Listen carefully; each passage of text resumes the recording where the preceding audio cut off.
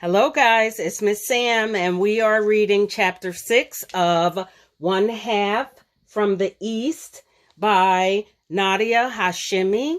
And remember, Obaid has gone to school for the first time, and she's wondering if she'll be able to keep up the secret. And by the end of the school day, first day of recess, she's actually chased by a boy who's calling her name, but she runs into the school and hides. But she's nervous about him actually figuring out that she's a girl. By the following day, I'm all nerves. I've been a boy for less than 3 weeks and still haven't fully gotten used to it. Obaid. Oh, goodness, I haven't heard the teacher. My eyes have been on the window staring at the playground, where I know we'll be heading in just a few moments. I don't know exactly what's going to happen today, but I'm certain that boy will be looking for me. Thankfully, he's not in my class. Yes, Mulab Sahid, I say, startled. That's how we address our teachers, by calling them esteemed teacher, since it's not proper to use their real names. If you're not going to pay attention in my classroom, do you see any purpose in being here?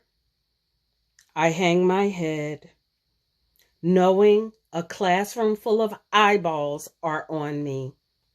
Forgive me, Mulab Sahib. Can you give the answer to the problem, please? I cannot. She has both hands on her hips, her mouth turned in a deep frown. You'll have an additional homework assignment today, and tomorrow you will stand before the classroom and you will answer all of the questions I ask of you. I'm sure you will have an easier time hearing me when you're standing up here. Yes, teacher, I mumble. When it's time for recess, my stomach starts to churn. In a burst, we're outside and the boys line up for a game called Gursai. Gursai is a tricky game that girls don't even play, but boys love it. I've watched the boys in my neighborhood play lots of times and know the rules. The game involves 2 teams. Each team has a leader, a king, who needs to be protected from opponents. The goal is to get the king from one side of the field to the target on the other side of the field.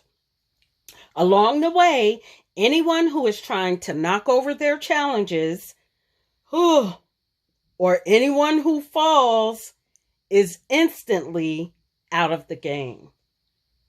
If that were it, the game wouldn't be so bad. But here's the catch. In Gursai, players have to reach behind their backs, take their right hands, and grab their left feet in a tight grip. That makes for a field-hopping, one-armed bandits trying to find their balance, defend their key from attackers, and get to the other side. And if an opponent unlocks the player's finger-foot grasp, that unlucky player is also out of the game. What's wrong with you? Come on and play. The boy from yesterday watches to see what I will do. He is wearing pantaloons with a khaki tunic and the same cap he had on yesterday.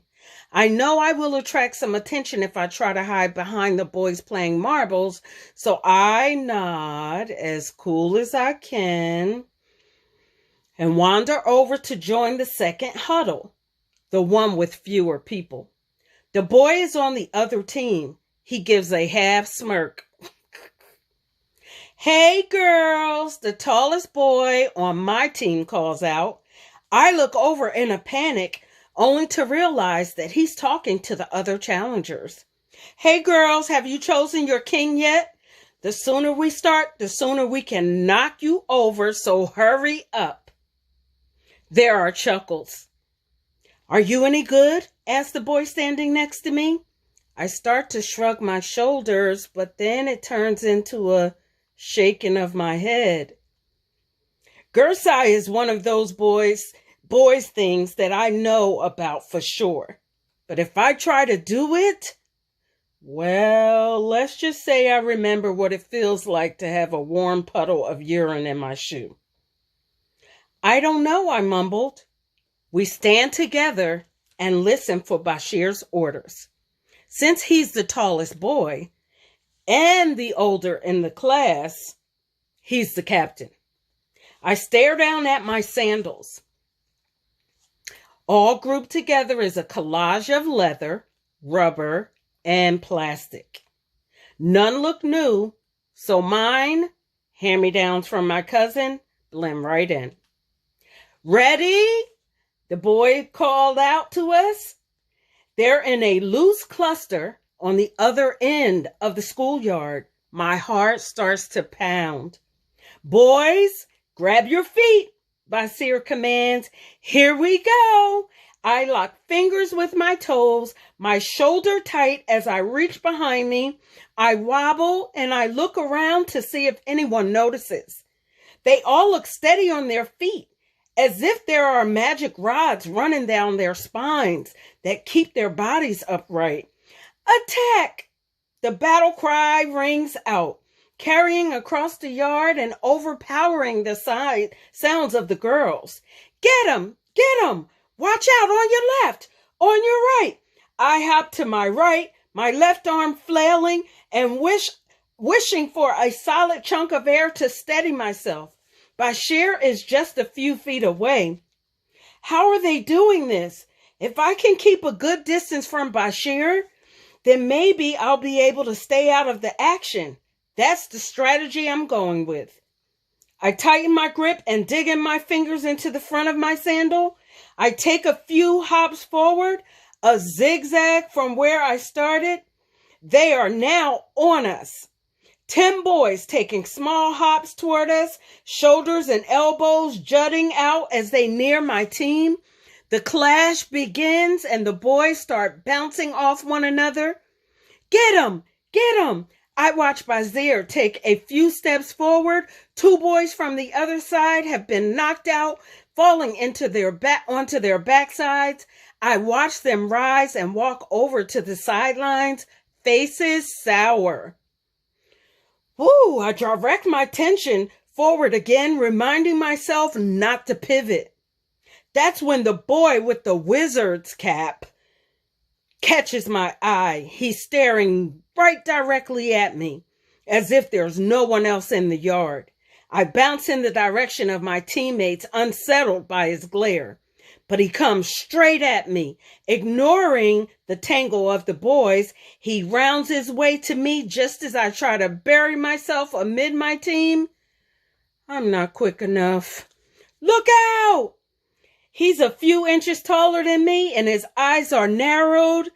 His hair is shaggy and uneven. He drives his shoulder into my side, charging at me with a loud grunt. I gasped, my hand slipping from my foot. Before he can even make contact with my body, I fall to the ground, hands outstretched. Got you, he calls out triumphantly. You dog, I scream. I am angry and frustrated, and my hands burn from hitting the earth. He laughs and then turns his attention to the rest of my team, who have by now made it halfway across the yard and are completely unaware that I've been knocked out. His friends cheer him on as he knocks out 2 more boys. I am too frustrated to move. Why has my mother sent me out in the world like this? I don't have what it takes. How could she not see that?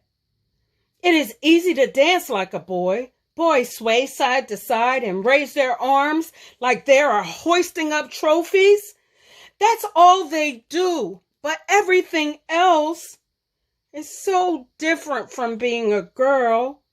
Trying to act like a boy is like learning a whole new language, and I'm really struggling to find the words. If I start to cry, there will be absolutely no hope for me. I'm brought out of my self-pity abruptly.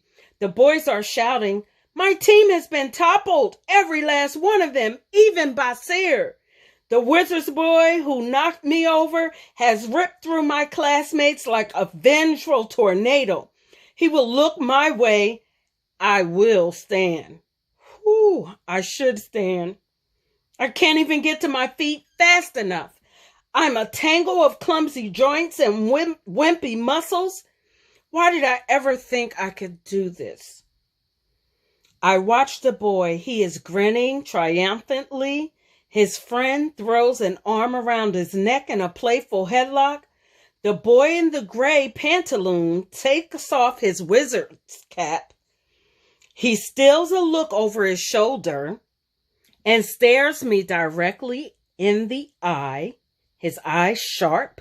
His hair catches the sun. His lips tighten at the disappointment sight of me. I'm still on the ground.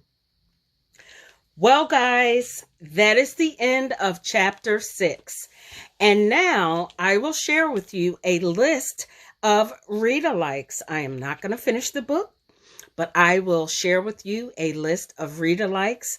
And if you like them, if you like One Half from the East, then you will definitely like these.